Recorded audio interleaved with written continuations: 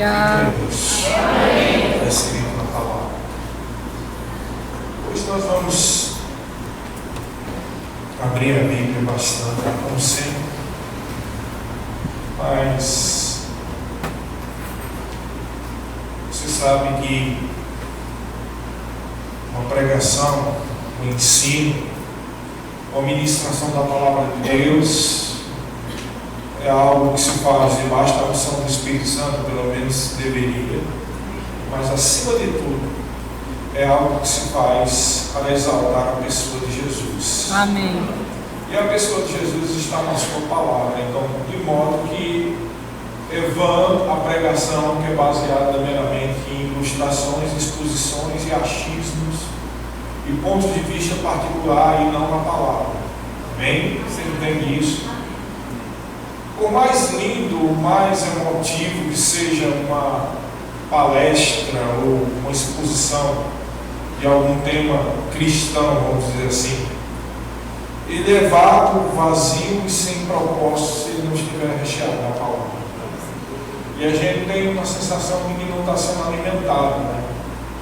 E eu acho que o mundo todo, não vou nem falar eu, você, mas o mundo todo já está cansado de emocionalismo demais. Estamos cansados de palestras e palavras que evocam a emoção. Está aí os políticos para provar isso. Você às vezes para ouvir um horário político e você tem uma sensação de que o partido que está sendo acusado é Satanás. E depois você vai assistir o outro, aí o outro partido, o programa do outro partido parece que não é o outro que é Satanás. E você fica com aquela sensação, afinal de contas, quem é ruim e quem é bom.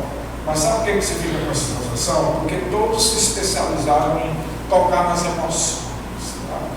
Então irrita, eles deixam o outro, você tem uma irritação muito grande. E sabe que às vezes as pessoas sobem no mundo para fazer uma coisa parecida como essa? E é por isso que às vezes a gente tem a sensação de que a nossa palavra ou a nossa igreja, qualquer que seja a igreja, não só essa, mas qualquer uma, é a única verdadeira. Por que as pessoas pensam isso? Porque muitas vezes o que está sendo ministrado não é só a palavra, mas está misturado com emocionalismo, com manipulação. E aí passa para o povo a ideia de que quem está aqui é o dono da verdade. Mas sabe que só existe uma verdade, é a palavra. E o dono da verdade é Jesus. Ele é o caminho, a verdade e a vida. Então, quanto mais nós estivermos na palavra, mais seguro nós estamos, mais alimentados nós somos e menos corremos os riscos de decepcionar ninguém, alguma pessoa. Porque quando você exalta a palavra e você é alimentado com a palavra, mesmo que aquele que prega ou que está sentado se afaste do Senhor, você não vai se afastar, porque quem alimentou não foi aquela pessoa, foi Jesus. Entendeu? Nós temos essa segurança da parte de Deus. Qual? Aqui podemos encontrar socorro em ocasião oportuna, podemos penetrar o santíssimo lugar e ter contato com Deus, o próprio Deus Criador. E é a respeito disso que nós queremos falar. Não só sobre o contato, mas sobre essa nova realidade que nós temos. Amém, queridos? Então, muito se tem falado, não só nas pregações, aqui eu já falei várias vezes, né? Inclusive, muito se fala também no Rema, ou em algum evento especial que a gente tem aqui na igreja, sobre essa questão de que o Velho Testamento ele pode ser meditado, ele pode ser lido, ele pode ser estudado, mas sempre apontando para o Novo Testamento. E a gente explica o porquê, porque as realidades que estão contidas como promessas e profecias e simbologia do Velho Testamento só vão se cumprir em Cristo Jesus na Nova Aliança. Amém, queridos?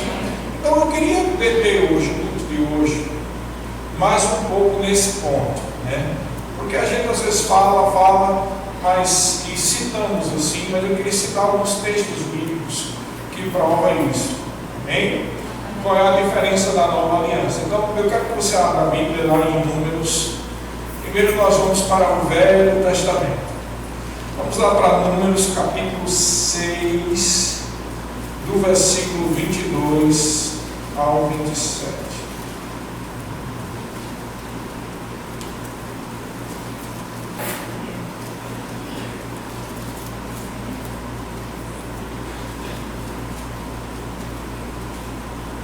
Eu disse 22 ou 27, foi? Amém. Isso. Número 6, foi isso que eu disse? Amém. Só para saber se vocês estão ligados. E me ajudar aqui também, que eu tive que. Então, nós vemos aqui alguns momentos do contato que Deus estava tendo com o povo de Israel, em especial naquela época da aliança que foi feita com Moisés e com o povo de Israel, que deu início à dispensação da lei, onde era preciso seguir a lei. E tem um momento que Deus fala para Moisés a respeito de Arão. Arão foi chamado por Deus para ser sacerdote. Então, antes da gente ler, deixa eu falar algo sobre o sacerdote. O papel do sacerdote era levar o povo até Deus. Então, por isso, o sacerdote levava as orações, os pedidos. O sacerdote, o sumo sacerdote, levava os sacrifícios, através da aspersão do sangue, para que o pecado do povo fosse coberto. Então, o papel do sacerdote, resumidamente, é levar o povo até Deus. O papel do profeta é trazer Deus até o povo. Então, essa é mais ou menos a diferença dos papéis de cada um do Velho Testamento. O papel do rei era estabelecer o governo de Deus. Bem? O papel do rei é estabelecer o governo de Deus, os seus princípios, o seu domínio. O papel do profeta era trazer a mensagem de Deus até o povo. E o papel do sacerdote era levar o povo até Deus. Guarda essa informação. Levar o povo até Deus. E aí Deus diz a respeito de Arão para Moisés, diz o seguinte: fala a Arão e a seus filhos, dizendo: assim abençoareis os filhos de Israel, e dir-lhes-ei: o Senhor te abençoe e te guarde, o Senhor faça resplandecer o rosto sobre ti e tenha misericórdia de ti, o Senhor sobre ti levante o rosto e te dê paz. Veja bem, o Senhor te abençoe e te guarde, o Senhor faça resplandecer o rosto sobre ti e tenha misericórdia de ti, o Senhor sobre ti levante o rosto e te dê paz. Vejam, essas bênçãos, assim como as demais que estão no Velho Testamento, elas levavam em conta que aquele povo não tinha isso.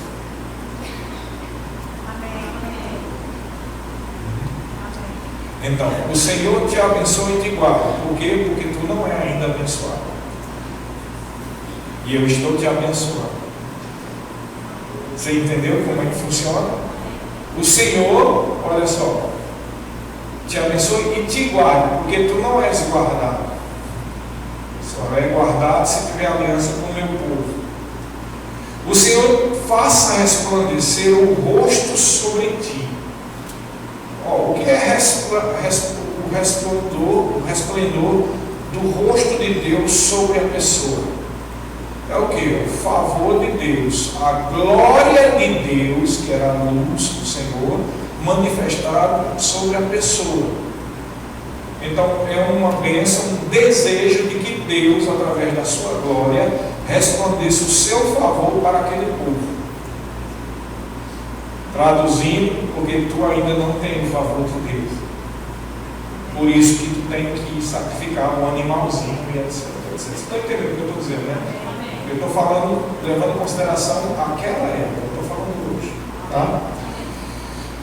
E aí o 26 diz: o Senhor sobre ti levante o rosto, olhe para eles e dê a eles a paz. Traduzindo, porque tu não tem paz ainda. Veja,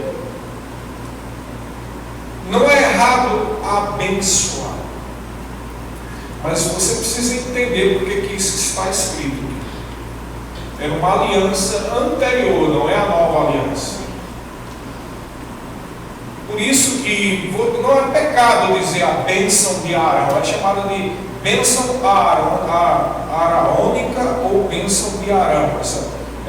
Algumas igrejas fazem isso.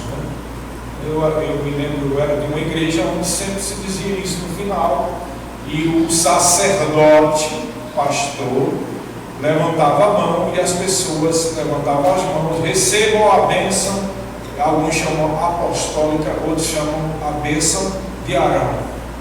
E tem algumas igrejas que até proferem ela em hebraico. Irmãos, não é pecado fazer isso, como não é pecado nada do que está na Bíblia. Mas se você for seguir o que está na Bíblia, ao pé da letra, você vai ver que é desnecessário essa bênção araônica ou apostólica. Quer ver a prova? Você pode procurar no Novo Testamento que nenhum dos apóstolos fazia isso. Como é que é chamado de bênção apostólica? Você não vê Paulo dizendo isso. Amém. Não vê Pedro. Ninguém diz isso. Mas que é bonito, diz a verdade. Assim como a língua hebraica é linda, né? Eu acho linda. Até aquelas letrinhas eu acho linda. Eu acho aquelas letrinhas lindas. A impressão que se dá naquelas letras, né? Aquelas impressões de hebraico, você pode prestar atenção. Você pega aquela letra e parece que foi uma coisa que foi feita e escorreu o sangue assim. Né? Riscou um X e ainda foi escorrendo o sangue. Ela fala muito de aliança. Né? Você olha para aquela letrinha e parece realmente algo sagrado. Então é bonito, não é que é lindo. Um candelabro é lindo, uma estrela de Davi é lindo, a letra, o hebraico é lindo, a bênção de Arão é lindo, e tantas coisas que tem no Velho Testamento é lindo. Mas o fato de ser lindo não carrega ela de uma importância na nova aliança. Amém? Assim como foi lindo o ato de criação de Deus. Você não pode pegar coisas que estão no Velho Testamento e querer praticar no Novo, se esquecendo dos princípios espirituais. Então esse aqui é só o primeiro, vamos ver outro aqui. Tem mais, depois nós vamos ver a resposta do Novo Testamento. Vai lá para Salmo 31, versículo 16. E, se eu for citar aqui, eu peguei só 4 versículos de cada um, tá? Eu disse quanto? Salmo 31, 16. Mas se eu fosse enumerar aqui, você teria centenas de versículos do Velho Testamento e há mais algumas dezenas no Novo, para fazer isso que nós estamos fazendo aqui de novo. Mas eu quero ler esse texto do 16, Salmo 31, 16. Então diz assim: faze resplandecer o teu rosto sobre o teu servo, salva-me por tua misericórdia. O que é isso aqui, querido? Diga, um clamor. Um clamor a Deus pelo quê? Por salvação. Um clamor a Deus para que Deus faça resplandecer o seu rosto. Em outros termos mais do português de hoje em dia, para que Deus se lembre e veja a situação daquela pessoa e salve ele. Preste atenção. Isso era muito comum no Velho Testamento. Os homens de Deus, os profetas, sacerdotes, levitas, eles faziam muitos clamores. Deus tem misericórdia de nós, nos acude. Isso está certo? Está certo, querido. É pecado fazer isso? Não. Agora vamos levar em consideração a realidade que eles estavam vivendo. No Velho Testamento, aquele povo de Israel, eles tinham uma aliança com Deus. E como parte do ritual dessa aliança, havia essa maneira de tratar com a palavra que os profetas, os levitas, os sacerdotes, os subsacerdotes, os reis tratavam. Um rei de Israel chamado Davi fez grande parte dos salmos. E você vê muito nos Salmos, lamentos de Davi. Tem momentos que, se você for ver, pode até deixar você deprimido. Tem momento que Davi diz assim: por que te esqueceste de mim, Senhor? Até quando, Senhor, tu vai ficar sem fazer nada? É mais ou menos isso. Tu vai deixar o teu povo perecer, Senhor? Então você vê Davi e alguns autores do Salmo, às vezes até você pensa que ele está na beira do desespero. Aí por isso que tem outros momentos que Davi diz: porque está abatido a minha alma. Há uma espécie de contradição interior. Davi sabe da aliança que eles têm com Deus, mas a mente dele, a alma, diz outra coisa. Por isso que eles vão para os clamores: tem misericórdia de nós. Falta algo aí. Você concorda que falta algo? Por que essa aparente contradição? O mesmo homem que faz um salmo dizendo que Deus é o refúgio, a fortaleza, o socorro bem presente, é o mesmo homem que reclama depois, dizendo: por que tu se esqueceste, Senhor? Por que tu não acude o teu povo? Por que está demorando? E é o mesmo homem que lá na frente parece que está tendo um problema de existencialista dele. Por que está abatido a minha alma? Por que? Não, parece que é duas pessoas falando mesmo. Por que ele está com esse problema? O problema é porque eles não tinham aquilo que hoje você tem. Eles não tinham a habitação do Espírito Santo dentro do coração. E a fidelidade daquele povo era muito mais pela nobreza de princípios do que pela direção do Espírito. Por isso temos que reconhecer que era um povo mais nobre. Um povo que estava disposto a morrer por Deus, mesmo sem ter o Espírito. Aí tem duas lições, né? Ao mesmo tempo que a aliança deles era inferior da gente, ao mesmo tempo a gente fica envergonhado por causa da nobreza deles. Aquele povo não tinha o Espírito. Você tem o Espírito. Aleluia. Vamos para outro versículo. Vamos lá. Salmo 67, versículos 1 e 2. Um exemplo parecido.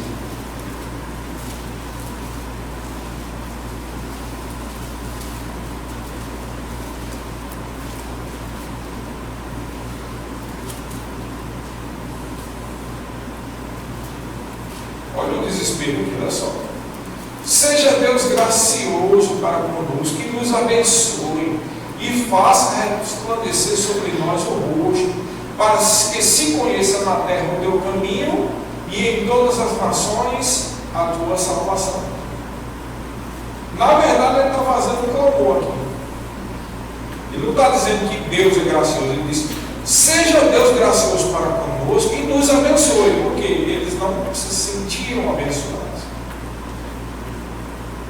E faça resplandecer sobre nós o rosto. Então havia sempre esse clamor: Deus, resplandece o teu rosto sobre nós. Tem misericórdia de nós. Senhor, muda a nossa sorte. Senhor, nos liberta disso. Senhor, nos cura daquilo. Veja, não está errado, porque pelo menos eles estão reconhecendo a Deus. Mas você tem que entender que era o que eles podiam fazer com a aliança que eles estavam vivendo. E Deus fazia para eles conforme a aliança que eles tinham. Deus não podia tirar o pecado deles. E aí o que é que ele dizia? Continue fazendo sacrifício. E aí eles faziam sacrifício, era coberto o pecado.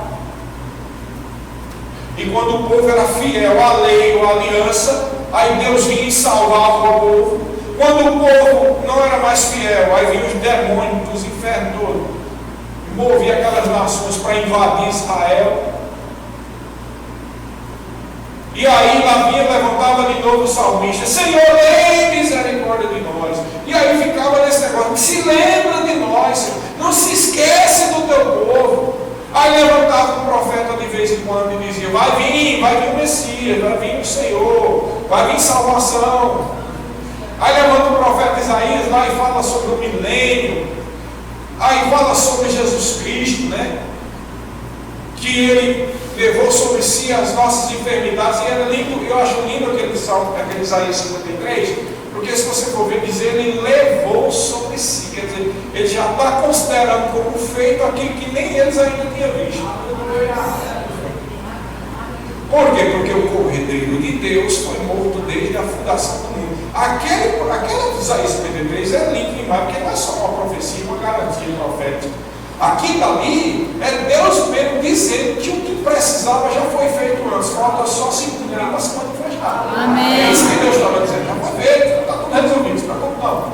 Mas vai chegar um momento na plenitude dos tempos que eu vou enviar meu filho. E quando ele chegar, ele vai cumprir tudo isso.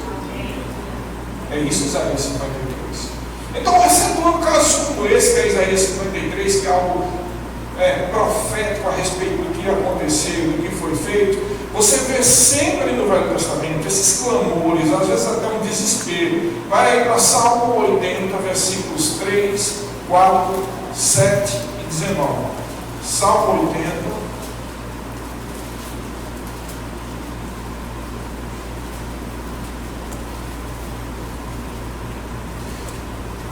Versículos 3, 4, 7 e 19. Olha só. Restaura-nos, ó Deus. Faze resplandecer o teu rosto e seremos salvos. Ou seja, nem era salvo. 4. Ó Senhor Deus dos exércitos, até quando estarás indignado contra a oração do teu povo? Eita, é por eles. Deus indignado com a oração do povo. Versículo 7. Restaura-nos, ó Deus dos exércitos, faze resplandecer o teu rosto e seremos salvos. Versículo 19. Restaura-nos, ó Senhor Deus dos exércitos, faze resplandecer o teu rosto e seremos salvos. Qual era a maior necessidade desse povo? Diga comigo. Salvação.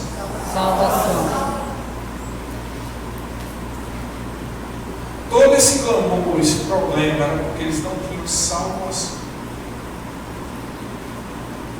Eles tinham uma aliança, eles eram chamados povo de Israel, povo do Senhor Deus dos exércitos, de Abraão, de Isaac, de Jacó.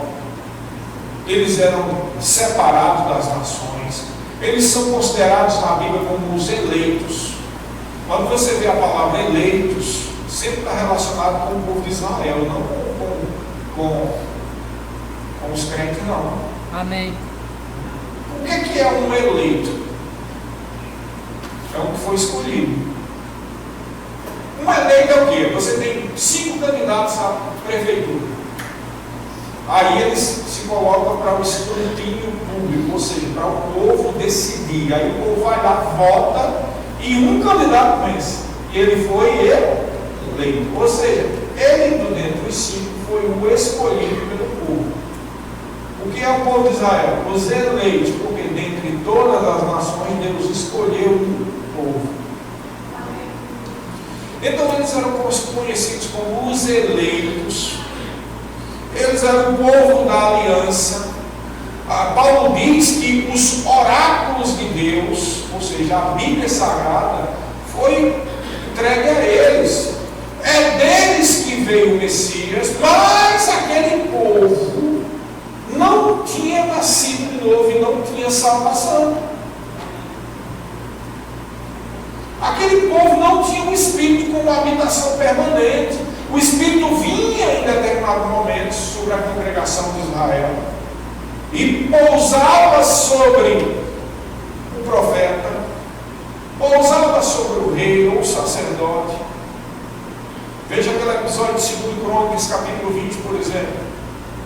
Junta as nações e vai destruir Israel. E o rei Josafá apregou um jejum.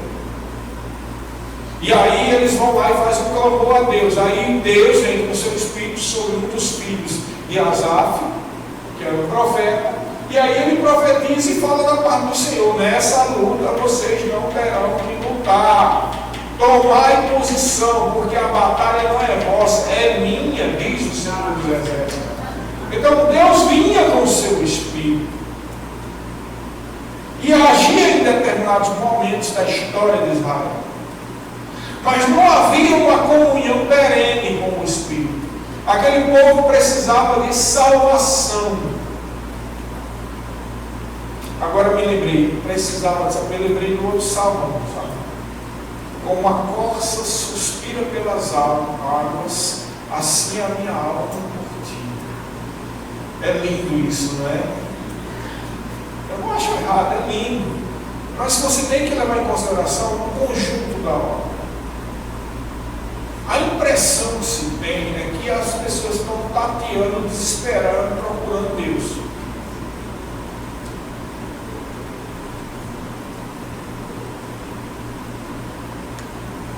Eleva os meus olhos para os montes. De onde me virá o socorro? O meu socorro vem do Senhor. Está correto, o socorro da gente vem do Senhor. Mas eles diziam isso como um clamor, uma esperança que alguma coisa acontecesse. A alma deles ficava angustiada, porque eles não tinham espírito, então todo o contato que eles tinham com Deus era pela alma. Por isso que eles desesperavam e faziam clamores, porque não é moleza você estar sendo invadido por um outro exército, destruindo tudo que vocês têm, suas famílias, alguns até perderam as famílias iam escravo. Isso não é brincadeira, a alma da pessoa fica arrasada, né?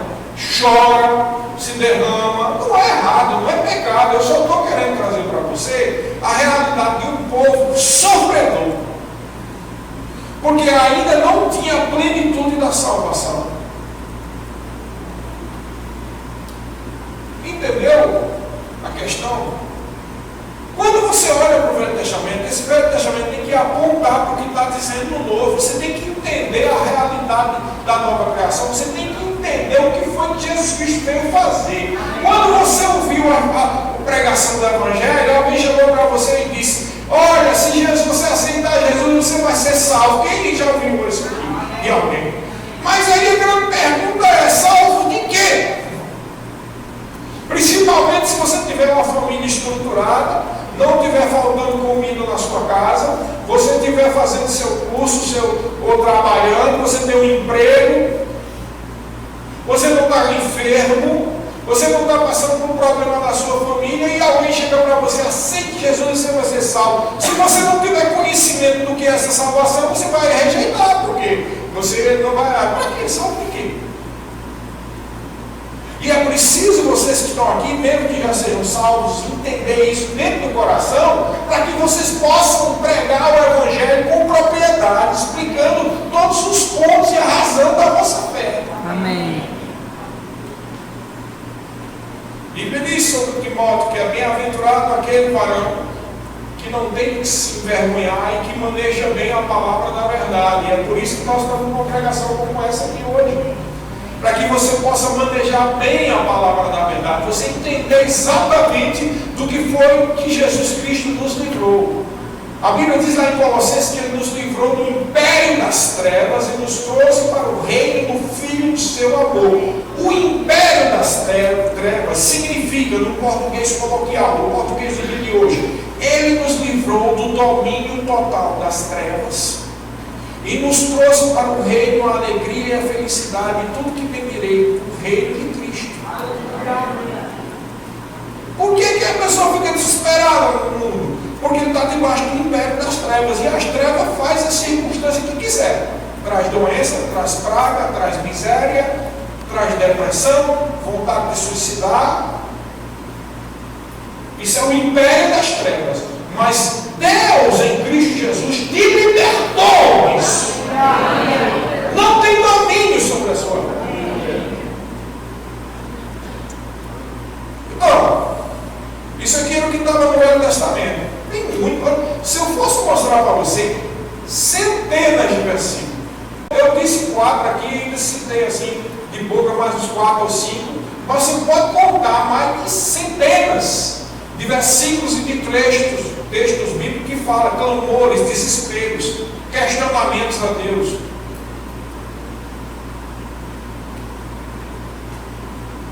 E aí o que acontece? Olha que coisa linda. Vamos lá para Lucas, capítulo 1, dos versículos 67 a 75. Lucas, Evangelho de Lucas, capítulo 1, dos versículos 67 a 75. Deixa eu fazer um pano de fundo aqui. O que é que aconteceu? Zacarias, casado com Isabel, ele era levita, ele servia no templo, e aí um dia o anjo Gabriel aparece para ele e diz que a mulher dele ia ter um filho, o filho dele ia ser aquele que ia preparar o caminho do Senhor, João Batista. E aí ele questionou se tem um negócio que Deus não gosta, é a pessoa com incredulidade. Sabe o que aconteceu? Olha o que o Zacarias disse. Mas como se sucederá isso? Eu sou uma pessoa já de certa idade, a minha mulher, e eu venho com essa justificativa. Sabe o que é isso para Deus? Incredulidade. Para Deus não mandou longe, por que a pessoa está questionando? Aí o anjo chegou e diz: pai, isso é isso, agora só tem um negócio. Você vai ficar mudo e não vai falar mais. Porque foi incrédulo, e só vai voltar a falar agora quando seu filho nascer. Ele saiu de lá de dentro, e o povo olhou assim, quando viram aquilo, disseram: rapaz, eles devem ter uma visão de Deus para ficar mudo assim. E não falou mais, né? E aí, quando os homens disseram: não, vamos batizar o menino, quando o menino nasceu, vamos dar o nome do menino de Zacarias, igual o pai. Aí a mãe dele, Isabel, disse: não, o nome dele vai ser João. Que história de João? Tem ninguém na família de vocês com esse nome? Vamos perguntar ao velho Zacarias. Deram a tábua para ele. Aí ele botou na tábua: o nome dele vai ser João. Aí o povo: por quê? Quando ele passou a escrever o nome para ser João, que o povo, os homens souberam disso, na mesma hora abriu a boca e o Zacarias começou a falar. E quando ele falou, ele disse isso aqui, versículo 67 em diante. Zacarias, seu pai, cheio do Espírito Santo, profetizou, dizendo: bendito seja o Senhor Deus de Israel, porque visitou e redimiu o seu povo, e nos suscitou plena e poderosa salvação na casa de Davi, seu servo, como prometeram desde a antiguidade por boca dos seus santos profetas, para nos libertar dos nossos inimigos e das mãos de todos os que nos rodeiam, para usar de misericórdia com nossos pais e lembrar-se da sua santa aliança e do juramento que fez a Abraão, nosso pai, de conceder-nos que, livres das mãos de inimigos, o adorássemos sem temor.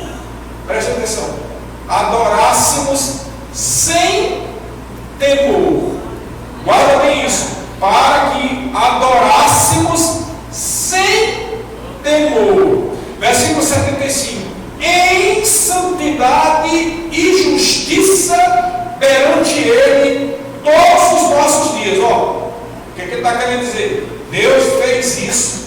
A profecia é para adorar Ele sem temor, em santidade e justiça todos os nossos dias. Não é hoje, amanhã, ou vamos trazer um animal, né? Ou sem, quem sabe, depois de um clamor. Né? Você está entendendo a força dessa profecia aqui? Aleluia! Tu, menino, será chamado profeta do Altíssimo, porque precederás o Senhor, preparando-lhe os caminhos, para dar ao seu povo, olha só, conhecimento da salvação no redimido dos seus pecados. Então, a promessa é plena e poderosa salvação para redimir, para deixar em condição de adorar em justiça e em santidade todos os dias. Nada desse negócio. Até quando, Deus? Senhor, tem misericórdia de mim. Vai acabar de vez com essa história. Vocês estão entendendo? Quantas vezes você leu isso e não viu que era isso que ele estava querendo dizer? Isso aqui, nós lemos o Velho Testamento, agora nós estamos dizendo a profecia, a conexão aqui. Quando João Batista nasceu, a conexão aí, da velha aliança com a nova. Aí o que que é que acontece na nova? João 14, 27. Aliás, antes disso, deixa eu dizer uma coisa que faltou dizer para você. Nós lemos aqui em Lucas, que ele diz lá no versículo 69, bendito seja o Senhor, que providenciou o quê? Plena e poderosa salvação. Não é isso que ele diz? E sabe o que significa? Interessante que essas duas palavras, plena e poderosa, na verdade é uma palavra no grego. Só que, como não tinha essa palavra no português, tinha que fazer toda essa força, dizer que é plena, que poderosa. Por quê? Porque sabe o que é a palavra no grego? Talvez se escandalize, eu não sei, fique impressionado. Essa palavra que era, sabe o que significa? Chifre. Chifre. Eu já falei aqui sobre, até estou passando de aula a respeito disso, né?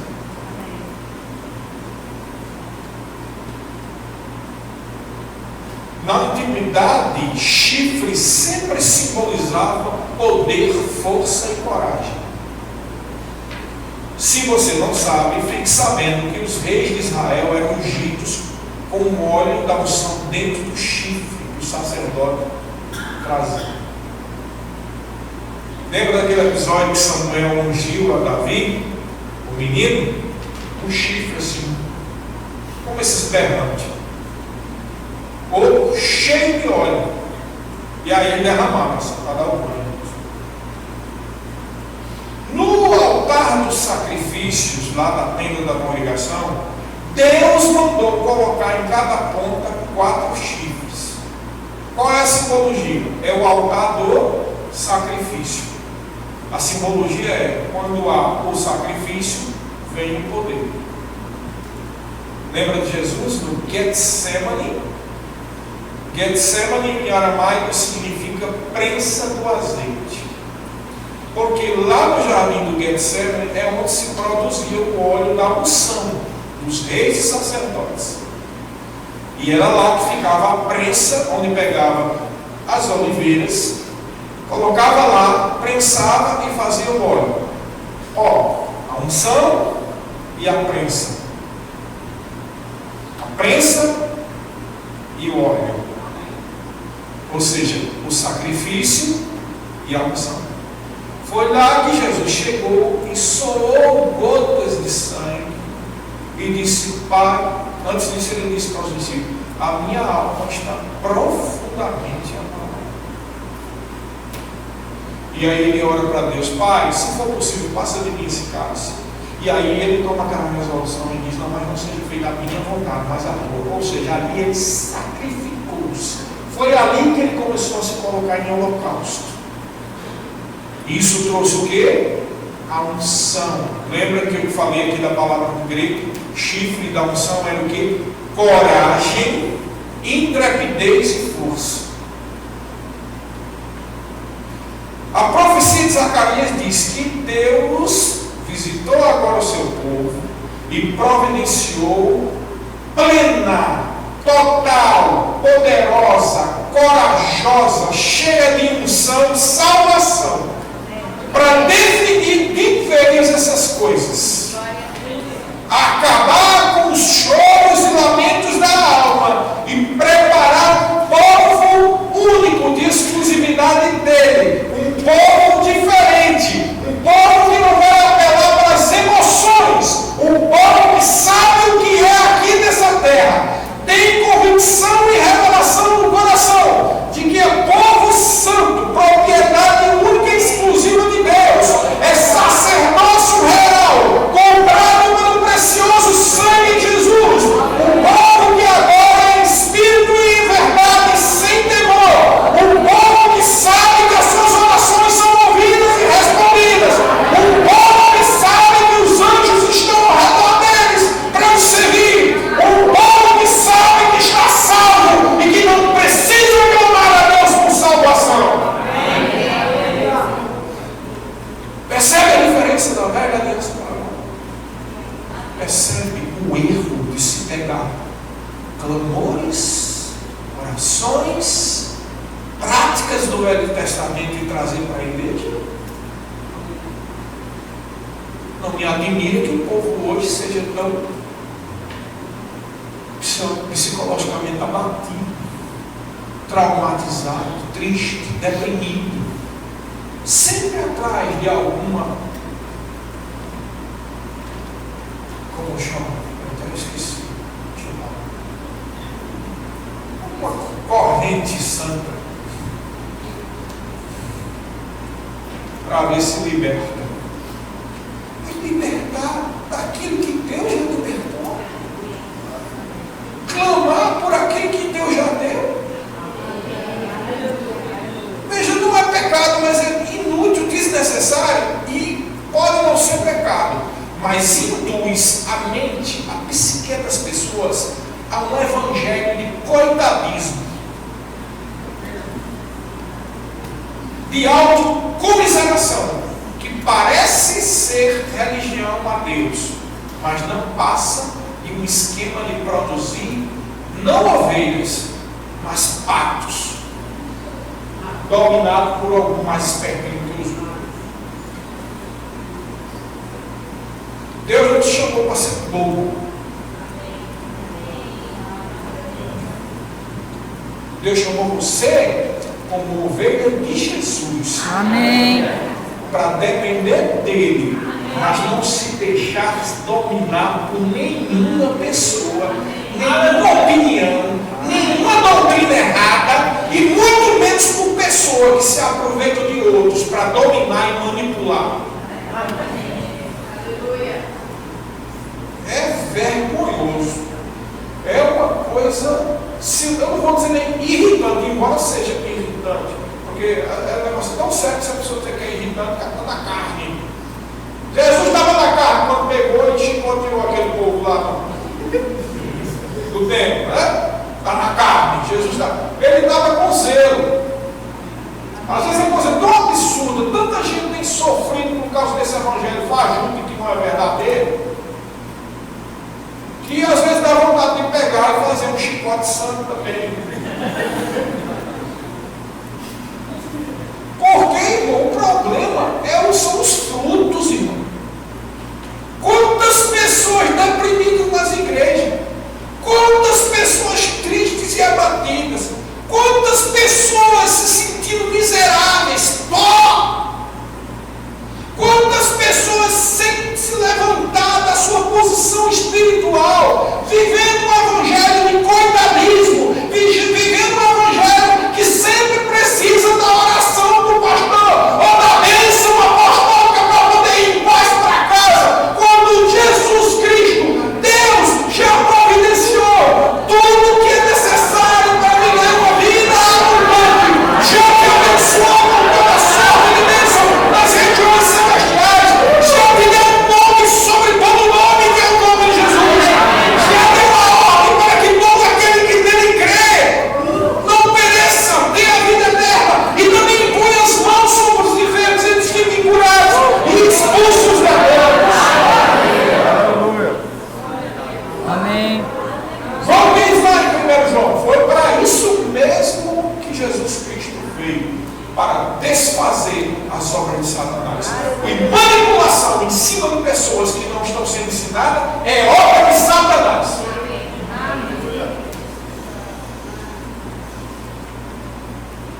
Doa em quem merece doer. Sabe por que eu estou falando? Estou mandando isso para vocês, não. Está sendo travado ali. Eu espero que algum desses manipuladores veja lá no YouTube. Ah, ninguém me avisou, Senhor. Está avisando aqui.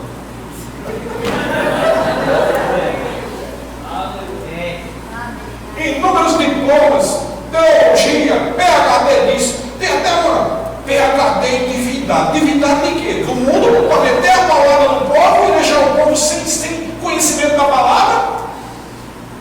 Põe mais carne em cima das pessoas. Que divindade é essa que deixa as pessoas nesse espírito de coitadismo? Coitadinho de mim, não servo para nada. Aí de vez em quando levantam, porque o povo, né, pai? Amém. Vamos ver se a palavra não faz aquilo que as tuas ilustrações, tuas historietas e tuas de doutrina, de teologia sistemática não fez. Vamos ver se a palavra faz. Faz prova do Senhor para ver se a palavra não levanta as pessoas. Porque quem transforma as vidas não é o achismo, é a palavra. Amém. Quem transforma a vida da pessoa é a palavra. Irmão, eu vou ser sincero a você. 30 anos de crente eu tenho. Se eu fosse depender dos achismos de pastor, eu não entrava nunca mais numa igreja. Quem me converteu foi o Senhor. Quem me tirou das trevas foi o Senhor. O Espírito Santo me chamou. E eu recebi a salvação de Jesus. Não foi de igreja nem de pastor, não. Muito pelo contrário. Se fosse depender dos exemplos que eu via por aí, eu nunca mais entrava na igreja de volta. Quando eu me desviei em 1988. E voltei em março de 1994.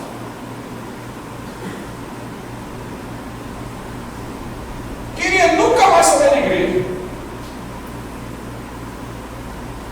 Depois de fazer um apanhado, parte dessas coisas foram erros meus, parte foram erros dos outros, parte foi falta de conhecimento da palavra. Mas eu te digo, se tivesse as pessoas realmente me pregado esse evangelho que liberta, talvez eu não chegasse no ponto que eu cheguei. Porque uma palavra que não produz fruto pode ser qualquer coisa, mas não é a palavra de Deus, não. Amém. O fruto, preste atenção, e que ninguém se esqueça disso. Quem está vendo naquela filmagem, nunca esqueça disso.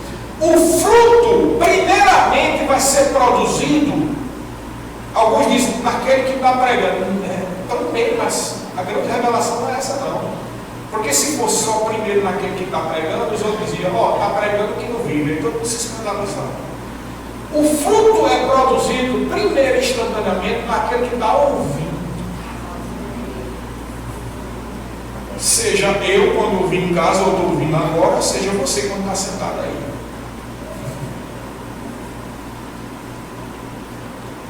O fruto é produzido pela palavra no coração da pessoa, a palavra de Deus. De maneira que quando ela cai poderosa, carregada de unção, e você abre o seu coração para ouvir, e ela toca no seu coração, ela vai gerar vida em você. Amém. Vai fazer alguma libertação em alguma área, vai gerar vida em algo que precisa ser gerado vida. Muitas vezes, o que está sendo gerado, quando está sendo pregado aqui em você, nem eu mesmo sei, eu estou pregando e nem percebi que estava acontecendo isso, porque não sou eu, mas Deus está tratando com você.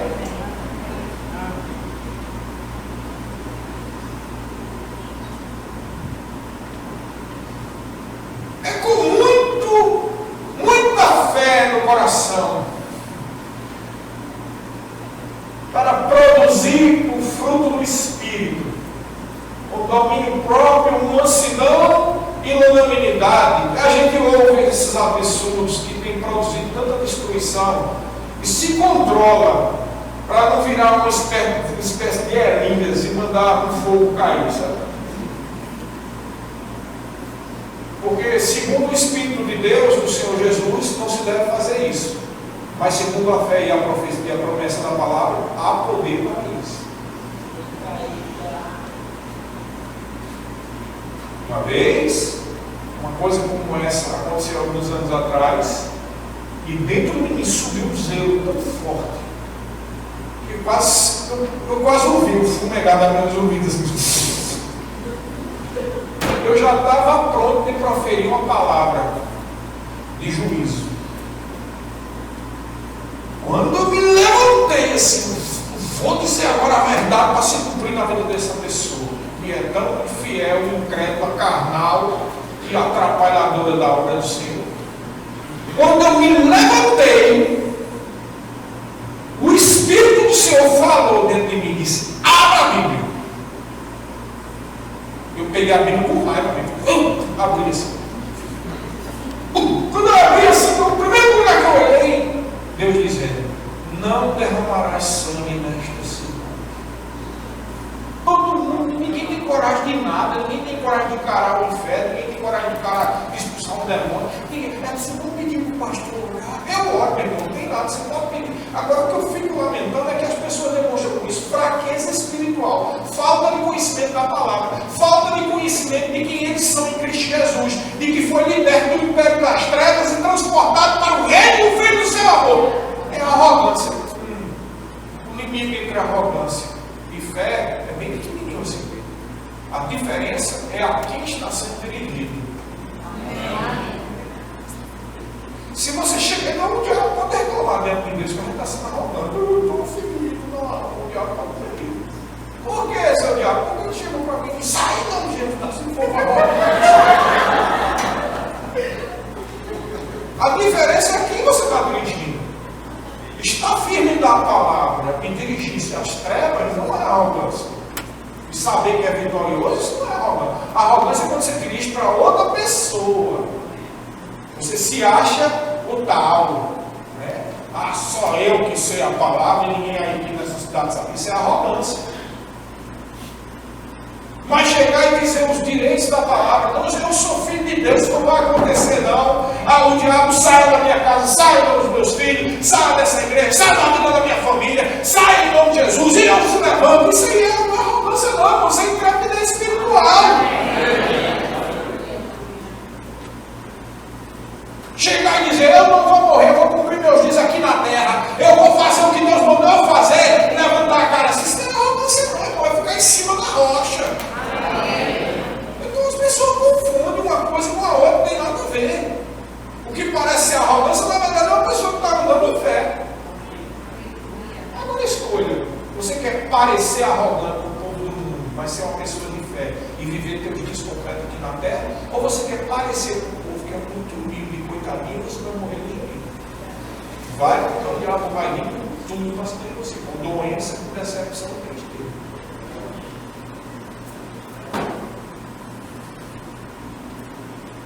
O império das trevas foi resolvido esse problema. Aleluia. Amém. Amém? Agora veja, você se lembra dos clamores que a gente leu do Velho Testamento? Vai lá para João 14, 27.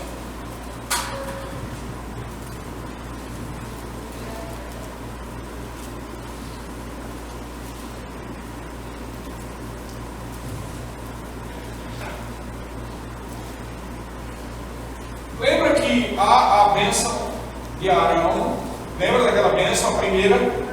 O Senhor faça resplandecer o teu rosto sobre ti, o Senhor te dê a paz. Lembra dessa bênção? Tem até em hebraico um som de chofar. Tem todo tempo que você quiser, em hebraico, do jeito que você quiser. Não estou dizendo que é lindo, eu acho lindo, já contei isso para enganar para alguém, isso eu acho lindo. É lindo, não estou dizendo que é lindo, é bíblico, está na Bíblia. Agora, o que você não pode é viver segundo esses parâmetros. Você está vendo a diferença?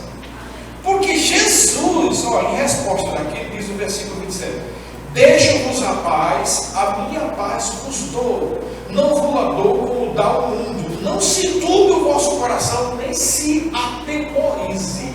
Diga: Jesus já me deu a paz. Mas tem gente que chega na igreja e fala: tudo que o pastor Zezinho, com aquela voz de rádio, que ele tem aquela voz de locutor, ele vem no final e diga: o Senhor te abençoe e te guarde, o Senhor faça resplandecer sobre ti. Aí eu sinto paz, aí eu saio tranquilo, irmãos, a paz já foi dada a você. Você está entendendo? Eu não estou fazendo pouco caso achando que é feio, não tem nada a ver com isso, eu não estou desrespeitando, eu estou dizendo que é perigoso você viver um evangelho de coitadismo e que vou buscar uma coisa que Deus já deu. É igual um pai que está morando em outro país e o filho está morando em outro, e o filho ama o pai. Pai, por favor, eu estou precisando de 5.000 reais. Aí o pai diz: meu filho, você acha que eu ia deixar você ir nesse país sem te enviar dinheiro? Vai no banco que já tem lá o suficiente. Aí o filho diz: pai, você não está entendendo, eu estou precisando de 5.000 reais. mas eu amo tanto o Senhor, eu sou de salva saudade do Senhor. Meu filho, eu sei que você me ama, mas já vai lá no banco. Não, pai, mas eu quero que você entenda quanto eu choro de saudade de você. Você está entendendo? Muita gente está vivendo assim, querendo mostrar um amor e se esquecendo que Deus, no seu amor, já providenciou tudo. Já está lá na conta celestial. Efésios capítulo 1, versículo 3 diz o quê?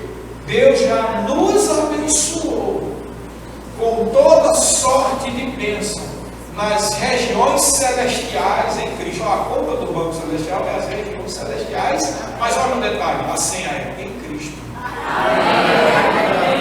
Porque tem muita gente que diz que é cristão, mas não sabe a senha. Em Cristo significa que está tudo resolvido. E aí, você é filho de Deus? Sou. Você nasceu de novo, nasci. Creio que Deus existe, creio. Creio que Jesus é o Filho de Deus, creio. Creio que a Bíblia é a palavra de Deus, creio. Você vai para o culto do todo domingo, vai. E o que é que você está fazendo nesse outro culto aqui? Não, porque eu tenho que fazer uma oração de libertação, porque tem umas coisas na minha vida, eu tenho que clamar a Deus para Deus resolver umas coisas e tal. Meu irmão, você está um dó tão grande, uma misericórdia tão grande, porque isso só pode ser fruto da falta de conhecimento da palavra. Amém. Como disse Oséias, meu povo perece porque falta o conhecimento da palavra. O conhecimento de quem você é em Cristo Jesus. O conhecimento do que Jesus fez na cruz do Calvário. Tem um momento lá que Paulo está repreendendo aquele povo que se gloriava, né? Eu sou de Paulo, eu sou de Pedro, eu sou. Aí Paulo chega e diz: mas o que é Pedro? O que é Paulo? Não são todos ministros de Deus? Aí diz: ninguém se gloria nos homens, não, porque tudo é de vocês. Tudo é de vocês, dos filhos de Deus. Seja Pedro, seja Paulo, seja presente ou por tudo já foi dado. Amém. Jesus é o chefe de tudo, ele é o autor e consumador da fé, ele é o alfa e o ômega, ele tem um nome sobre todo nome e ele comprou tudo para você, então já foi dado. Por isso que ele não quer dizer que é ridículo, é tolice ficar gloriando. Eu sou da igreja evangélica do pau torto. Aí a outra: não, eu sou da igreja evangélica das árvores caídas. Não, eu tenho a palavra revelada do terceiro livro. Irmão, isso é tolice.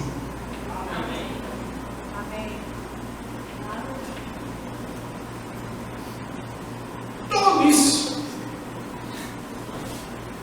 É engraçado mesmo se não fosse trágico, irmãos, para a vida das pessoas. É muito trágico. Quando a gente começa a conhecer a palavra, irmão, você começa a ver, Deus, quantos irmãos sofrem. Amém. Quanta gente deprimida. Por isso que vez que você escuta, tem um suicídio. Quem? Um crente. Meu Deus do céu. Como é que um crente chega ao ponto de tentar suicídio? É o fim, é o cúmulo da falta de revelação da palavra.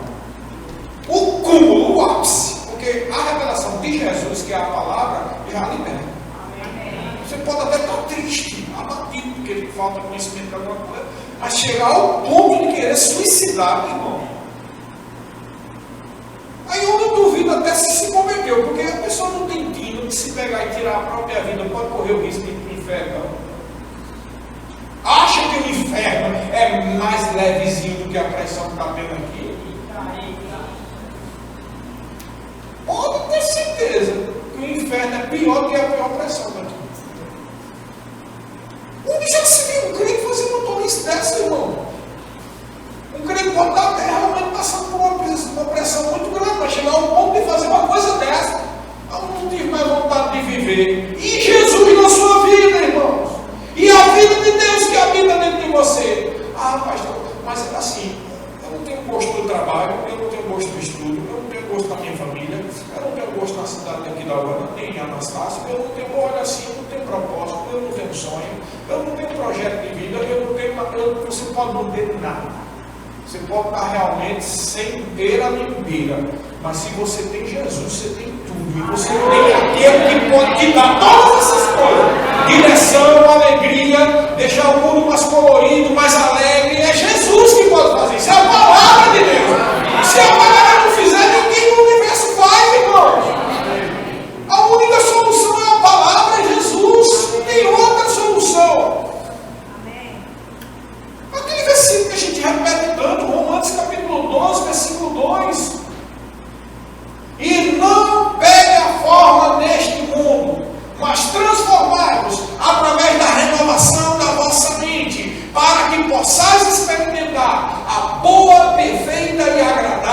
vontade de Deus. Amém. Romanos capítulo 12, versículo 2. Para poder experimentar essa boa, perfeita e agradável vontade de Deus em qualquer área da sua vida, você tem que tirar da sua cachola o pensamento errado e colocar o pensamento de Deus. Na sua cabeça está lá, não serve para nada, tudo é ruim, nada presta. Você tira isso e coloca o bom ânimo, a alegria, o fruto do Espírito, as promessas de Deus, a unção do Espírito Santo, a salvação, o acesso ao Pai, a salvação para ir para o céu, a salvação da enfermidade, a salvação de tudo, irmãos.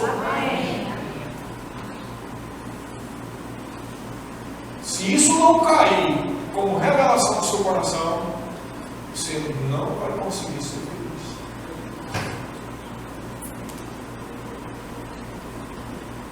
Se alguém pensou que vir para essa igreja, qualquer que seja a igreja, todo domingo, ia ser feliz, está muito enganado.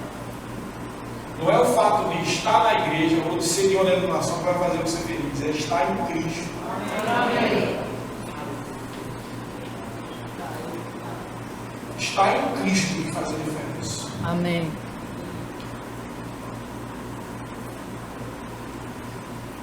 Estar em Cristo é proteção. Estar em Cristo é cura. Estar em Cristo é salvação. Estar em Cristo é ter direção. Estar em Cristo é ter paz. Estar em Cristo é ser feliz.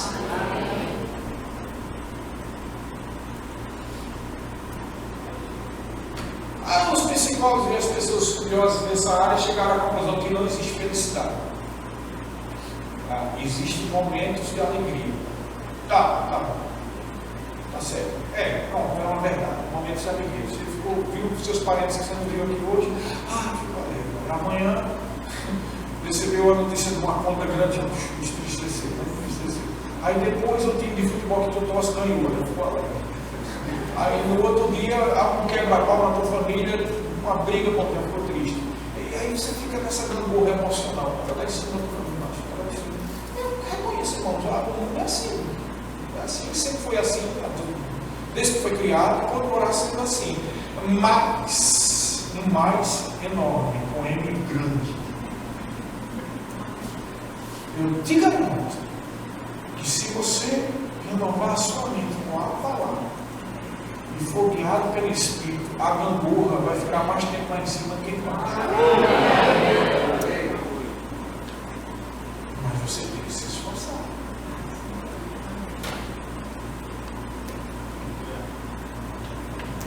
Jesus disse, desde o dia de João Batista até hoje, o reino de Deus é conquistado pelos esforço. Amém. Alguém aqui não se irritou com o meio da vida? Todo mundo lembra? Levanta a mão, pelo amor de Deus. Você está todo mundo mentindo. Pensa bem, por que você se irritou? Há muitos motivos de irritação. Mas tem uma coisa que irrita a maioria das pessoas, é quando se é feito algo que você não concorda. Acha uma injustiça e algo errado. Quem é assim? Você devia usar esse mecanismo que Deus te deu na tua mente e ver isso espiritualmente.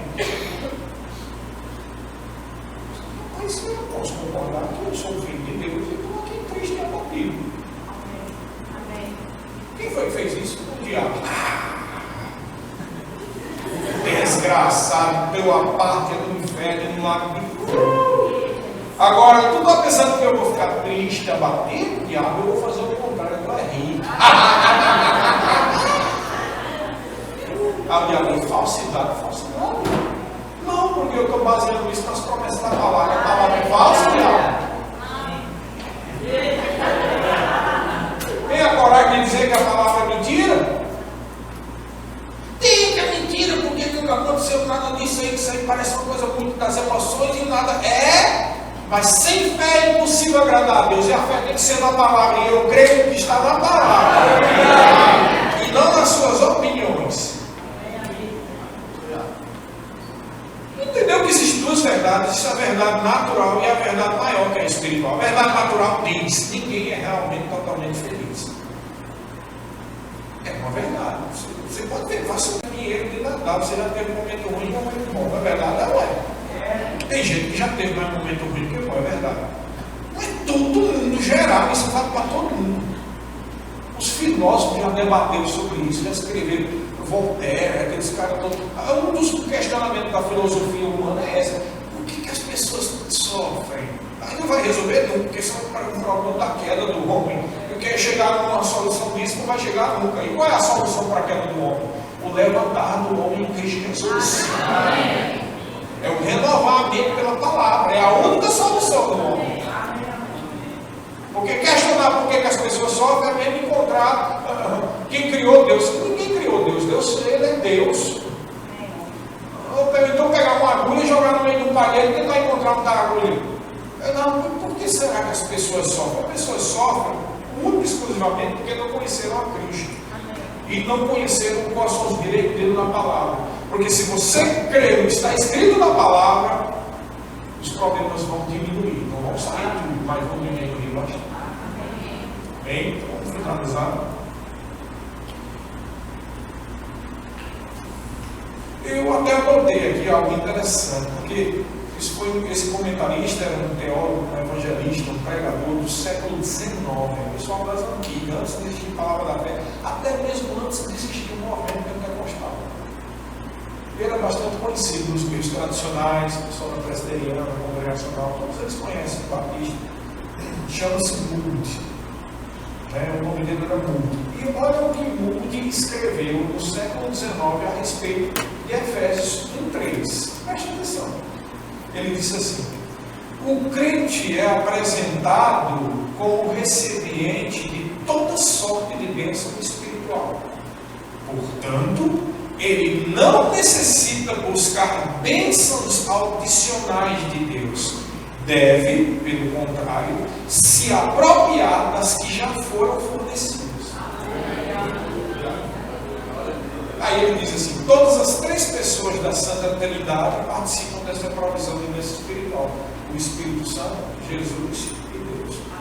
Veja, há 150 anos atrás, um pregador tradicional disse: não tem que buscar bênção, tem que se apropriar do que já foi dado. Amém. Não é novidade dos últimos tempos, não, é a palavra. É a palavra. Amém. Amém. Agora vamos finalizar agora mesmo com esse texto, que é o texto padrão sobre a diferença entre a nova e a velha aliança. Hebreus 8, versículo 1 ao 13.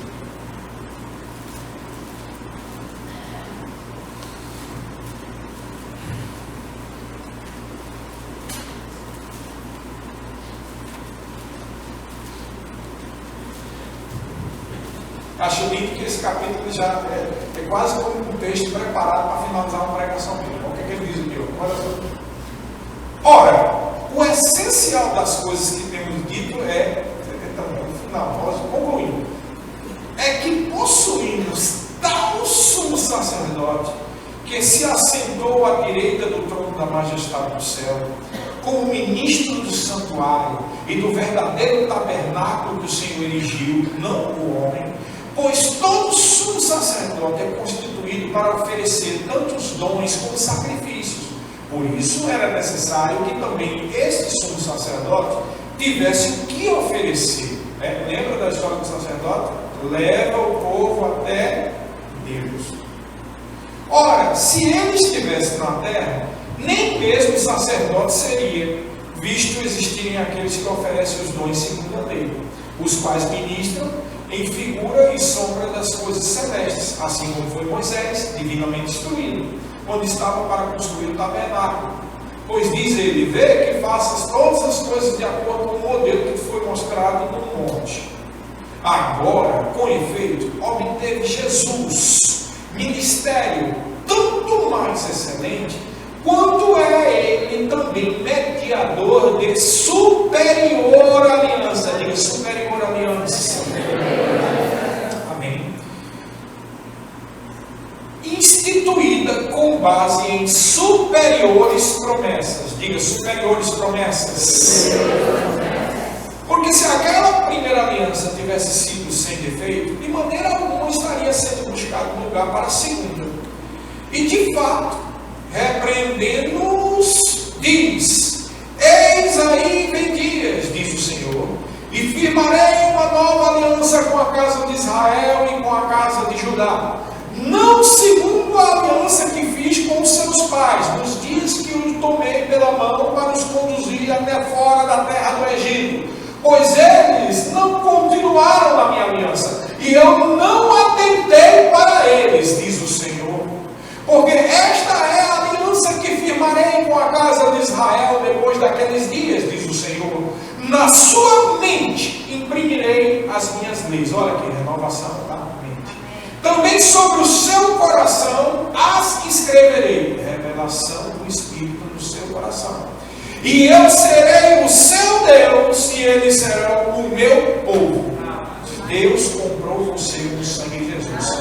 Versículo 11. E não ensinará jamais cada um ao seu próximo, nem cada um ao seu irmão, dizendo: conhece o Senhor, porque todos me conhecerão, desde o menor deles até o maior. Então não preciso de vocês, ei irmão, sabe qual é o problema? Conhece mais de Deus. Você já tem Deus. Amém. Então, 12. Pois para com as suas iniquidades usarei de misericórdia, e dos seus pecados jamais, jamais, jamais, jamais, jamais, jamais, jamais me lembrarei. Quando ele diz nova, ixi, olha aqui, olha a palavra, torna antiquada a primeira, o Velho Testamento. Ora, aquilo que se torna antiquado e envelhecido, o Velho Testamento, está prestes a desaparecer, não como escritura sagrada, mas como validade de vida. Entendeu? Por isso, irmãos e meus ouvintes, amados do Senhor, atentai para estas palavras. Vou falar com Paulo agora.